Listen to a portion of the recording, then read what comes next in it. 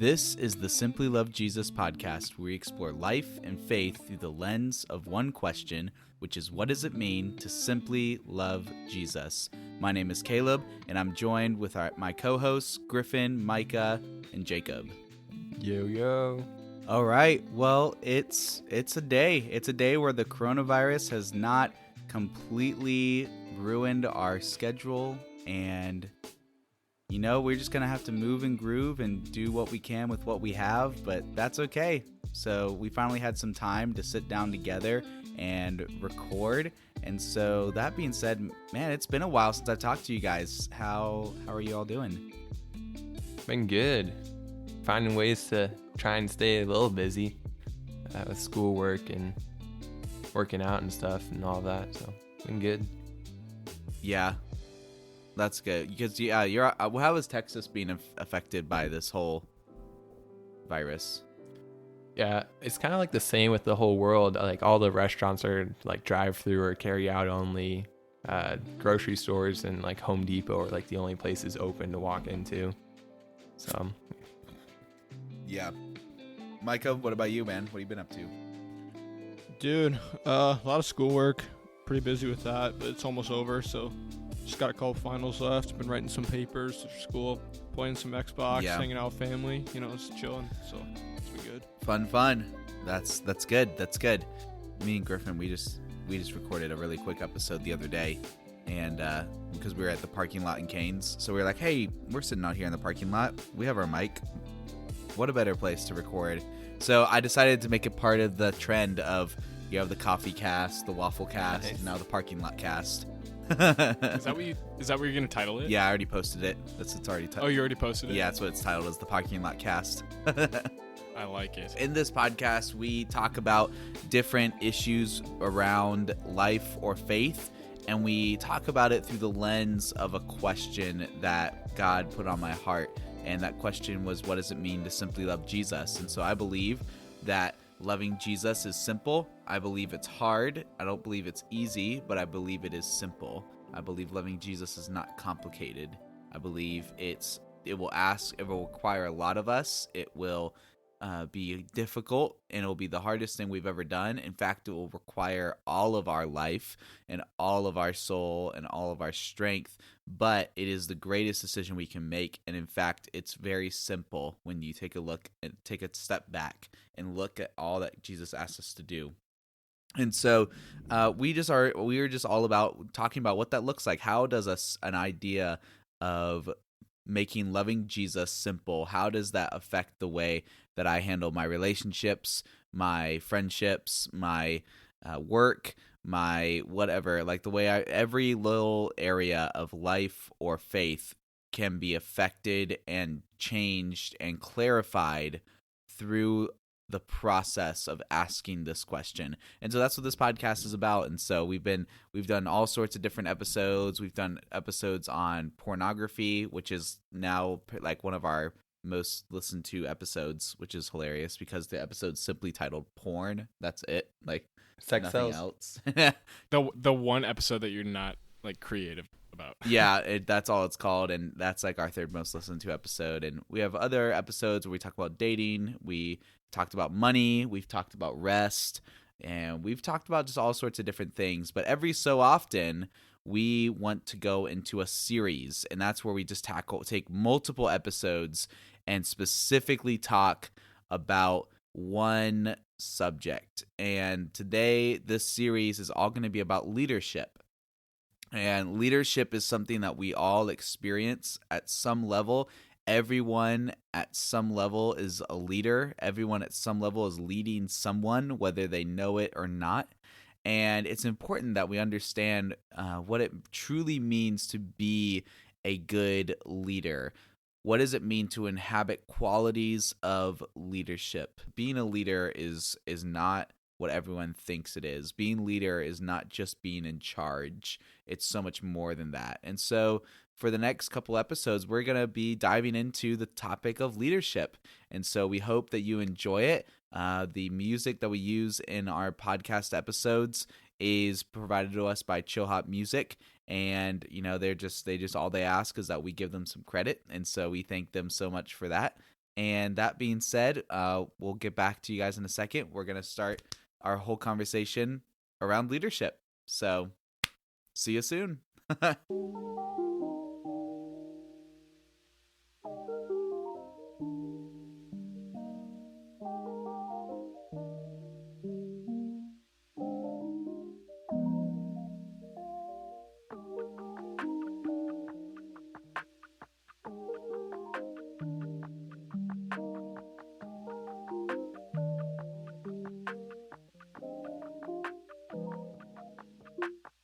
The first thing I think it's important to do is to define what you're talking about, because words are tricky. We would think that if I say I'm talking about leadership, that and you say we're talking about leadership, that we mean exactly the same thing.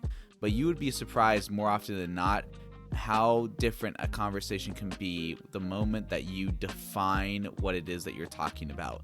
And so your perspective when I say leadership could be vastly different than my perspective when I say leadership.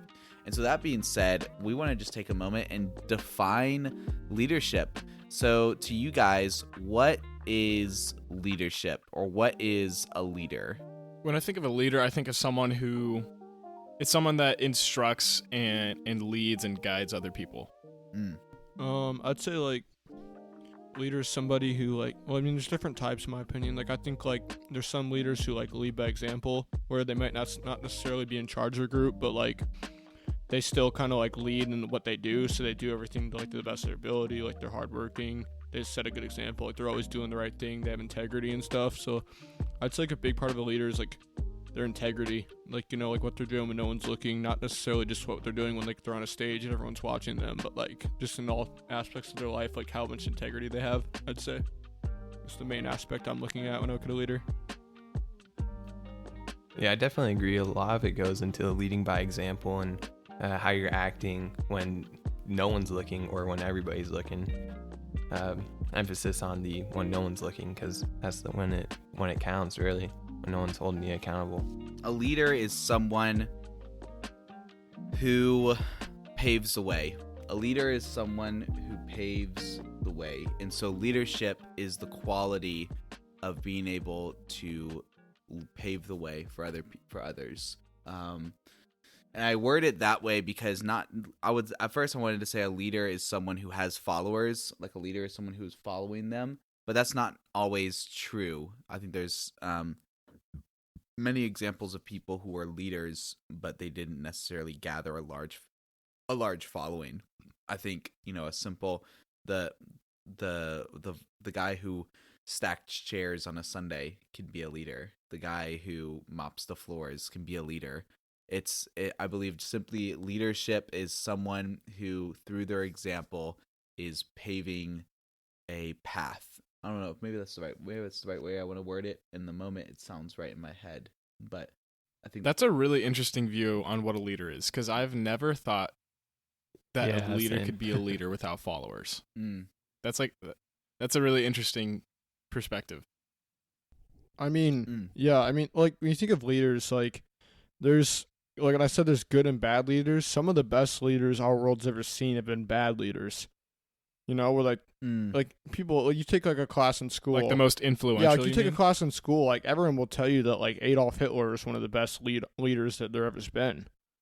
So yeah, it just looks at I just think that leaders don't necessarily have to be great leaders to be influential. A leader can get people to follow them. They're good at motivating people. And I mean, the worldly definition of leader will be someone who's strong and mighty and all this stuff. But really, that's not at all what I'd say a biblical definition is of a leader.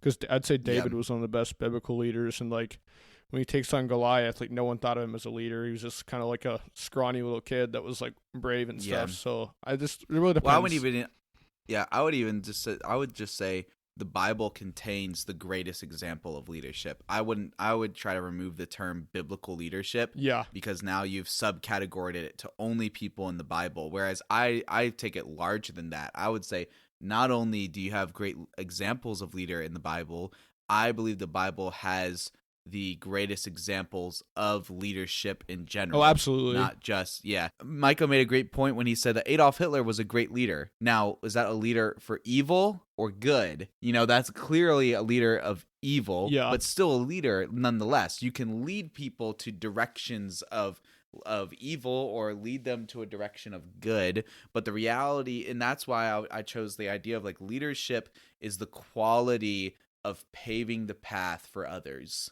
And so being a leader is someone who paves the path for other people. That doesn't necessarily mean people may be following that person, but that definitely means that person is paving the path. The idea of paving a path, and the why I say that is when you pave a pathway is you flatten it and you make it walkable. So you have paving a path would be like if you're in the jungle or you're in the woods and you start getting your hatchet or your machete or whatever, and you start hacking away to make it walkable for people behind you. That's what a leader is. And so whatever path you are whacking down at, that's a path that other people will walk. Now, whether they're following you specifically, or maybe they follow that, or maybe they find that path later. You go running and you go to a bike trail and you see a path that someone paved that path.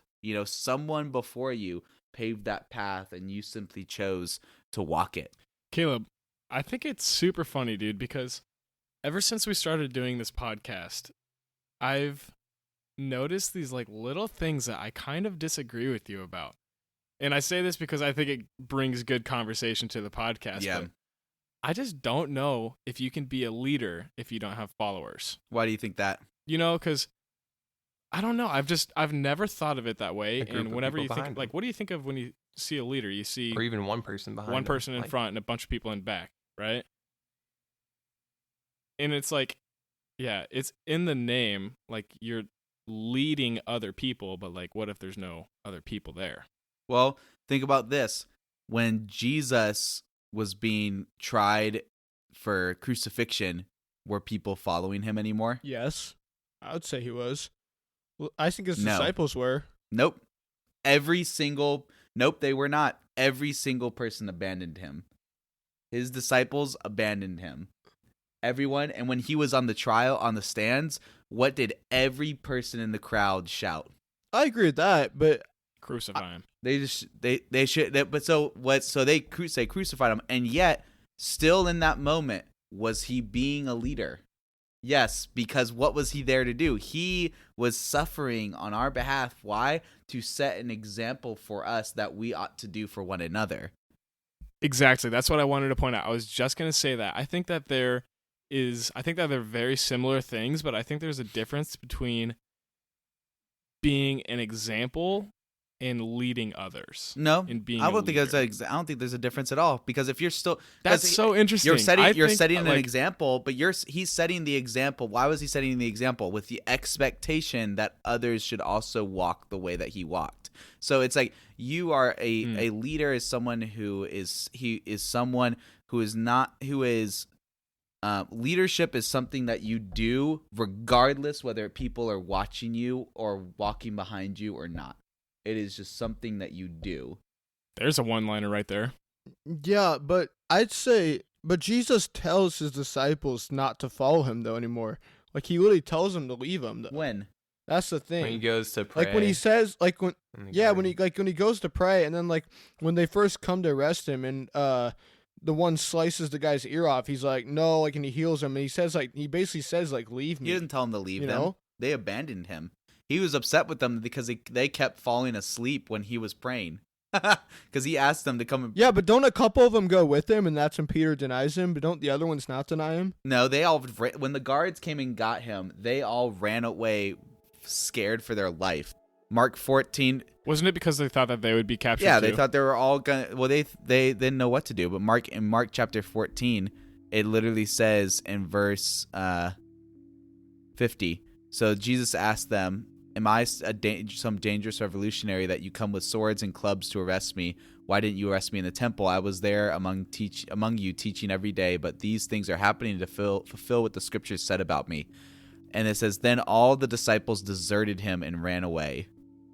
Yeah, but what did he want them really to do? Like, they knew what had to be done. There's nothing they could have done to stop it. It had to happen. But the disciples didn't know at the time that these things had to happen. Remember, he illuminates that to them later because they're so caught up in the moment that they don't realize. I thought he tells them before, because like Peter's well, he like, did no, tell them Lord, before, but they didn't. And he's like, if I have to be quiet, Satan, or whatever, you know. He did tell them, but they didn't get the message. They didn't get the point. He tried telling them over and over, like, hey, you're gonna be betrayed. You're gonna be, persecuted on my behalf. You're gonna do these things on my behalf. But like they still didn't get it. They still didn't get the message. They didn't get the point. And he told them various different times. It would be a lot doesn't mean they easier heard to see what he it was saying, where we are 2,000 years later than probably in the moment. Because remember, in their head, in their perspective, they're expecting him to eventually be this war leader who's going to come and bring about the kingdom of God and send angels to take out the Romans and all this stuff. And then all of a sudden he gets arrested and crucified. And so they flee. And so literally, like, in the moment that he was arrested and he was going through trial and he was being crucified, he was completely alone. Like, everyone had deserted him.